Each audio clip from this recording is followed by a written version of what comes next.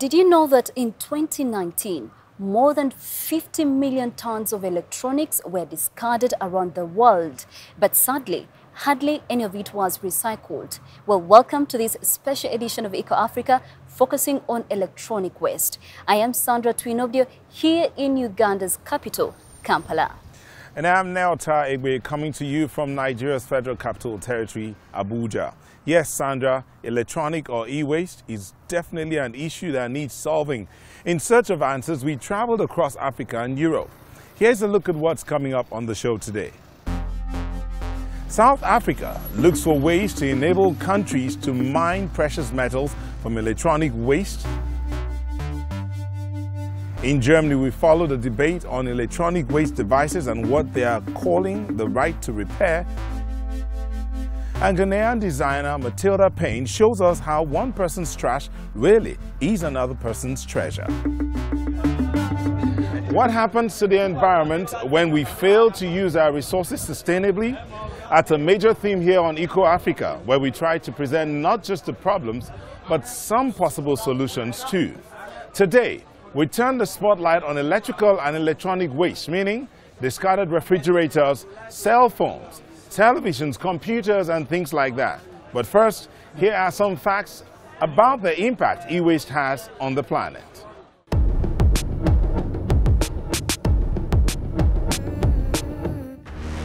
From aircon systems to kitchen goods, TVs and smartphones, every year we throw away more and more electrical appliances. According to a UN report, the world produced over 53 million tons of electronic waste in 2019, equivalent in weight to 350 cruise liners. Europe was the area with the highest volume of e-waste per capita. Income growth, urbanization and increased mobility are leading to a constant increase in demand for electronic products. Many of them have a very short lifespan. As a result, e-waste is growing faster than any other kind of refuse. Last year, just 17.4% of e-waste was recycled.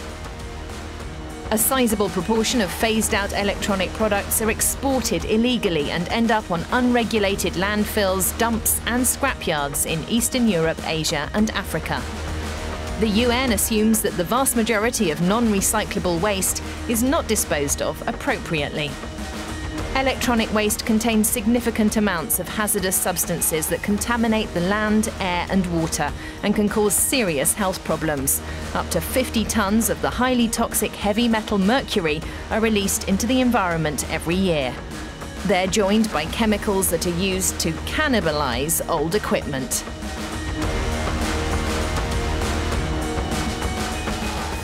In 2019 also saw a major increase in the number of discarded air conditioning systems and refrigerators. Their disposal caused the release of around 98 million tons of greenhouse gases into the atmosphere. Electronic devices also contain valuable metals such as copper, iron and aluminium, as well as gold and rare earths. In total, the value of natural resources in e-waste last year amounted to $57 billion. Only a small fraction of annual e-waste is recycled. This means that the quantity of raw materials extracted to keep up with ever-increasing consumer demand continues to grow. Now that's surely a problem that we need to solve, and fast too. Perhaps urban mining could help. It's an expression that refers to the process of recovering valuable metals through mechanical and chemical treatment. That doesn't just apply for iron or copper. These days, you find some very rare metals in your electronic devices. That is right, Nyota. And in cities, you often find huge quantities of electronic waste. Recycling these materials saves time and money and is much better for the environment. At the University of Cape Town, one professor wants to introduce that idea not just in South Africa, but across the entire continent.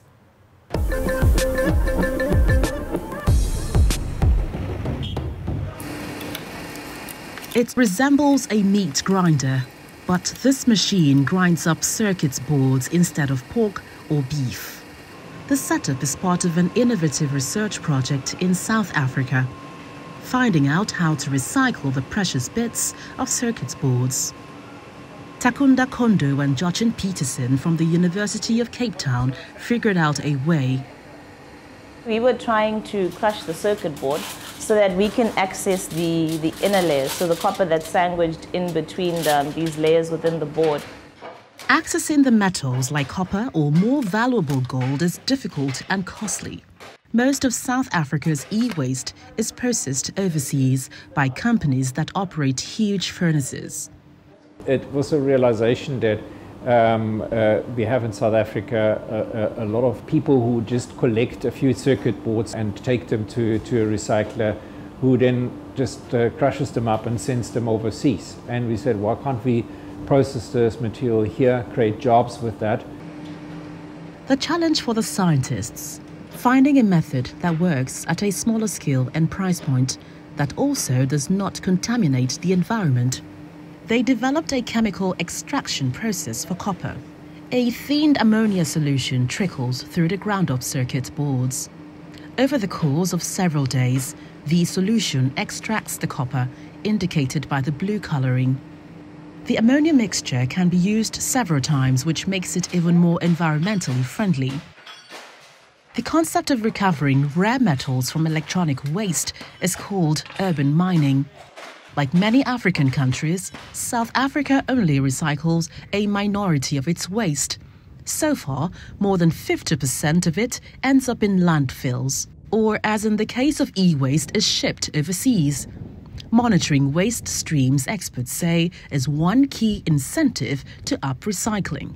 You wouldn't recycle waste just for the goodness of your heart. The people who do it need to earn an income and ideally make at least a small profit on it. And so the idea is to say, well, there's value in this material, so if you can extract the value, then it is a worthwhile industrial undertaking. Small and medium-scale businesses such as circuit board manufacturer Trax, where the research project is set up, could make a profit while reducing waste. There is a social responsibility for all businesses to try and look at the waste you produce. And we as a circuit board manufacturer are saying, look, these circuit boards that end up in products that become obsolete, how does one recycle them? You can't reuse them, but if you can reclaim at least the copper from them, then there's some commercial value. And the moment you can give something commercial value, you'll prevent it ending up in a landfill. The idea for the e-waste recycling project was developed here at the hydrometallurgy lab of the university. Currently, the team is still in the research phase. Through data collection, they want to refine and demonstrate the effectiveness of the chemical extraction, not only for copper, but also for retrieving gold. Apart from lower energy and setup costs, the method has another advantage. What excites me about this project is the fact that we are trying to develop technology for our local end users, for the African case, where we're dealing with very low volumes of electronic waste relative to what other countries handle, but still being able to find green technologies that can help us recover metal without doing much harm to our environment. In Cape Town's industrial area, Jochen Petersen visits a local recycling company that is still exporting e-waste. Petersen's looking for new raw material. Up until now, the researchers have used identical model boards to make results comparable.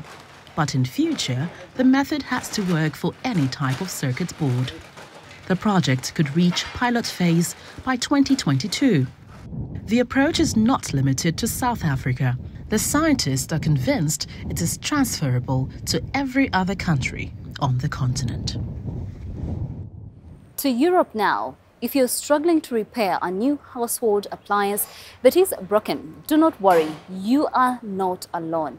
They are sometimes surprisingly difficult to fix. One problem is that a lot of modern machines and other devices can't be repaired, not even by professionals.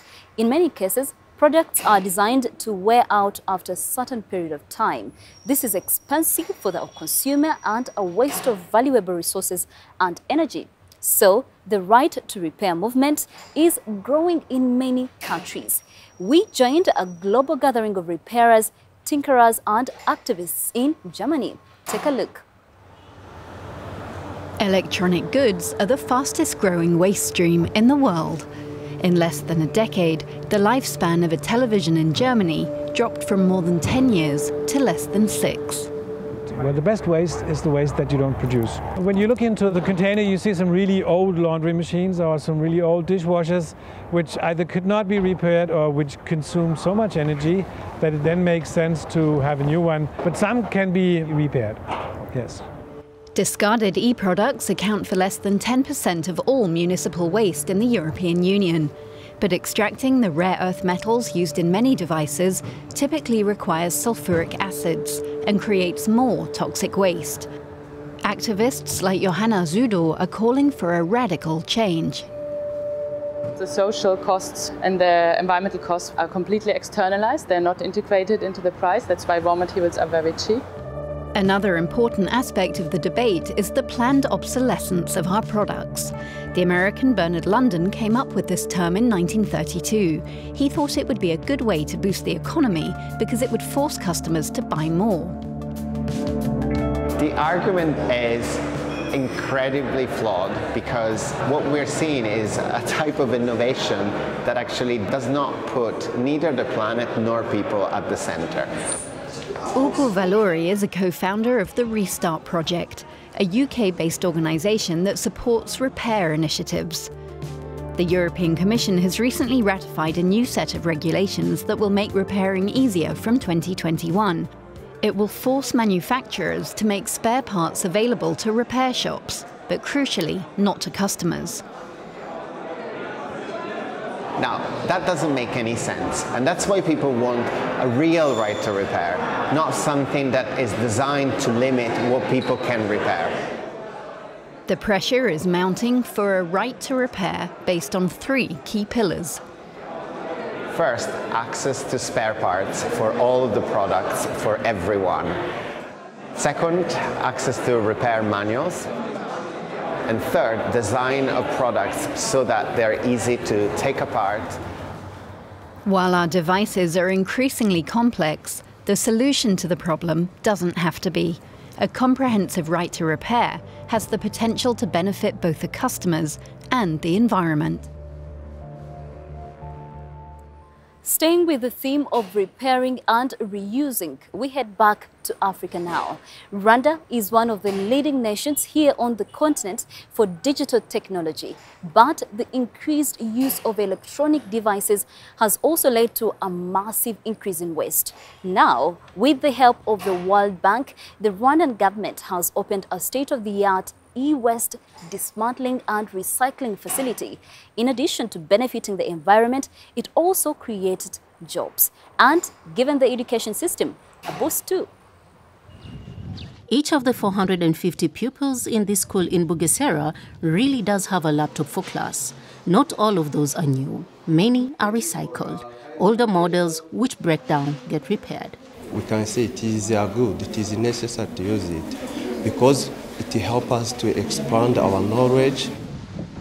The whole country is committed to recycling. Damaged and discarded electronic devices in hospitals, schools, government offices and companies are picked up by employees of EnviroServe, an international recycling company. The hardware is taken to EnviroServe's plant in Bugesera, 60 kilometers from the capital Kigali. Here, it's recycled and restored. It's one of the biggest plants of this kind in all of Africa. We want to have the whole system, the proper system for electronic waste management established in Rwanda. That's our main target, and we want Rwanda to be a model for other countries. Not so many countries have this kind of facility. EnviroServe's business model is to sell the refurbished equipment. More than 50 people work here. Ever since I started working with EnviroServe, collecting e-waste, I've been able to support my family, pay their health insurance, and had no problem paying for my children's education. Rwanda is seen as the IT innovation hub in East Africa. That's why this sector is attractive to the younger generation. It attracts people like 32-year-old Eric Nshimiyamana. He left school early but began collecting electronic waste when he was 17. Now he has his own company employing 35 people. We buy these electronics from different places and from people who don't need it yet. But for us, these electronics are valuable. After collection, we sort the electronic equipment to separate the ones which can be reused and resold after being repaired. The government wants to make sure the countryside doesn't get clogged up with abandoned e-waste, so it has imposed strict regulation. As Rwanda is set up to be a hub of technology, we want to see this developing in a sustainable way with clean and health and environmental friendly technology, because we want to see our countries developing but with minimum impact in terms of environmental consequences. Back at school, the laptops are given to pupils for free. Since we have started using computers, many things have changed. Students have started knowing that the source of information is not only the library. They can no longer imagine life without them. And they know these laptops won't go to waste, but will be recycled so more students can benefit too.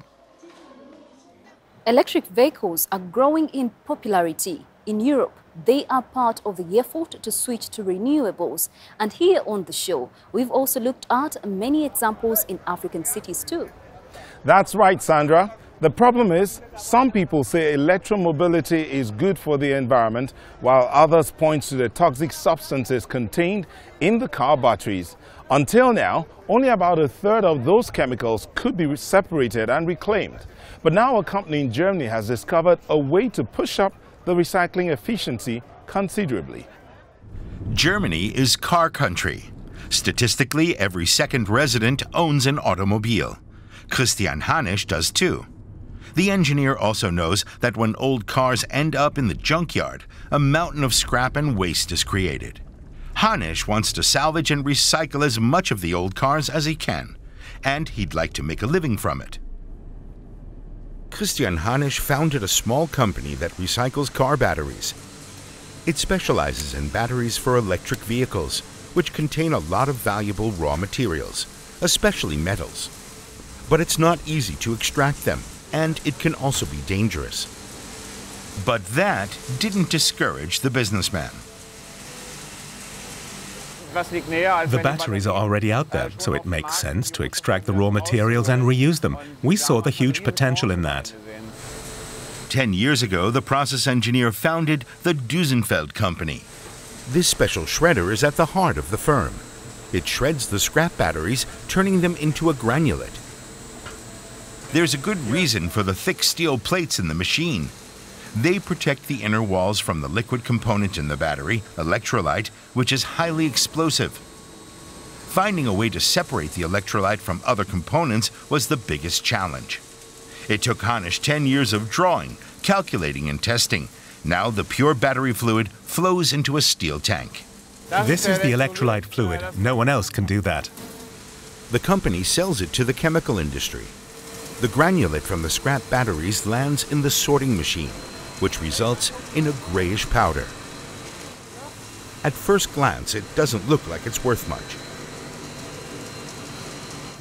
Don't be fooled. This is the fuel for electromobility. It contains lithium, cobalt, nickel, and manganese, and that's what we want to extract. To do that, Hanisch needed experts on chemical processes. He found them at a university close by. Professor Tobias Elvert knows exactly which acids can be used to extract the precious metals without dissolving them. But isolating numerous metals from the gray powder is a challenge, even for the specialist in hydrometallurgy. He was so taken with the idea that he became a partner at Duesenfeld. Eventually, a method was developed that breaks down the gray powder step by step into its components: cobalt, sulfate, lithium, carbonate, nickel sulfate, and manganese sulfate. In this pure form, the precious raw materials can be used in the production of batteries. In order to keep the impact on nature as small as possible, it's naturally desirable to keep the cycle of raw materials as small as possible. The Duesenfeld company has proven that it can extract precious metals from batteries, albeit on a small scale. Soon, though, these special shredders will be placed at various locations around Europe. The aim is to sell not the recyclable powder, but the precious metals. For that, a specialized chemical factory is needed.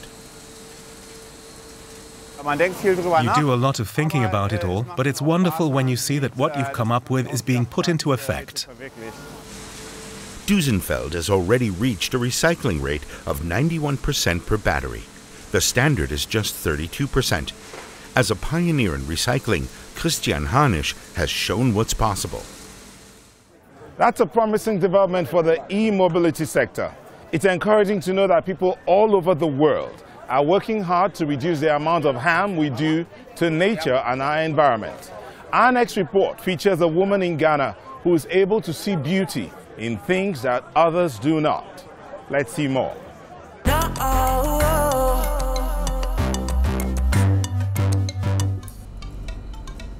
Pretty cool earrings, right? Well, they are made from eWaste.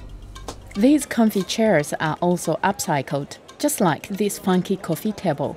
Ghanaian designer Matilda Payne turns trash into treasure. She finds her raw materials at Agbo Broshi, Accra's dump site for electronic waste. It's the place where old computers and keyboards wind up, along with stacks of car tires. The smell of burning rubber fills the air. A lot of people here burn the trash to recover pieces of copper that they can sell on. But Matilda Payne is not hunting for copper.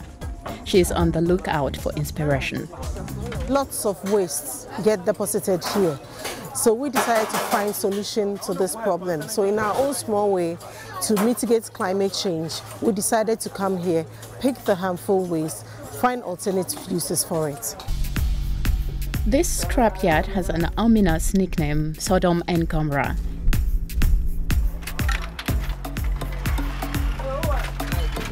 It's about the size of 20 soccer fields, which means there's plenty of material for Matilda to sort through. She comes here several times a week, and this time these computer circuit boards have caught her eye. We practically work with anything, whether it's broken or is new or is old or is dirty.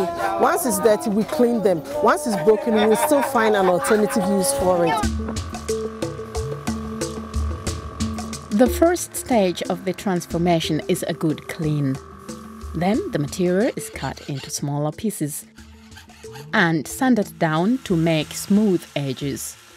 Finally, Matilda Payne puts the finishing touches to her unique earrings. Matilda's projects require time and teamwork. Space is our biggest challenge. We don't have a bigger space, so we cannot employ more and we cannot do more. Yeah, that's the first one. The second one is machinery. As you can see around, we have just simple tools that we work with. What the team certainly isn't lacking is imagination. They can turn ordinary electric scrap into lampshades, tables, or clocks. Matilda Payne regularly exhibits her designs at conferences. Her objects are not only eye-catching, they are eye-opening too. I think rather than take all this amazing stuff that all this money has been poured into and just pollute the world with it, why not turn it into art? A lot of places across the world we're having a problem with an increase in waste and like managing the waste or getting rid of it. Matilda Payne has won several awards recognizing her creative way of doing her bit for the environment.